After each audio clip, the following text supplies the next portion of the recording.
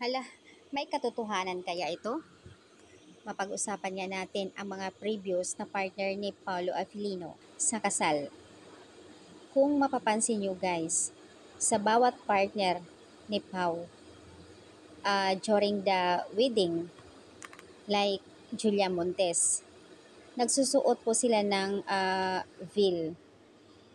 Tapos may pag-exchange pa sila. And then si Janine Gutierrez, ganun din. Also, Kim with Sian, nakasuot din siya. And Heaven Peralijo with the Paolo Avellino, nakasuot din siya ng veil. Pero, pagdating kay Kimi, sa episode nila ng last finale ng WWSK, kung mapapansin nyo guys, nakakaiba. Ang suot lang ni Kimi ay napakasimple, hindi siya nagsuot ng veil. Yung tipong mapapansin mo na kakaiba yung kanyang kasuotan at ang mga umaaten nandoon. Pero dito, sa kasal nila Kimi, walang umaaten kundi si Miss Garlic lang at napaka-private na sa beach sila. Kimi doesn't wear veil and no vows and WWSK and Lin lang also sa teleserye.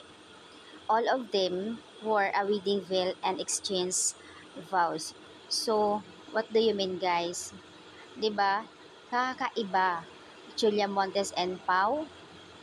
And then, Sian Lim noon and Kim. Nakasuot din siya.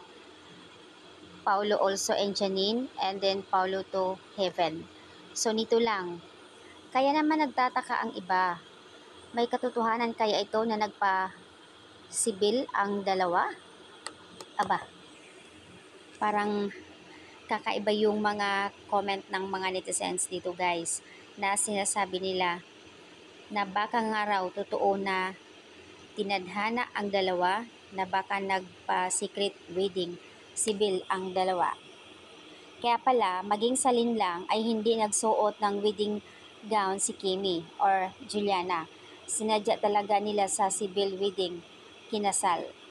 Matagal na siguro silang may balak talaga. Di po natin alam, pero manifesting prayer na lang po. Praying for a Kim Pao, kung ano talaga. Basta solid Kim Pao. Pray for a real wedding talaga sa kanila.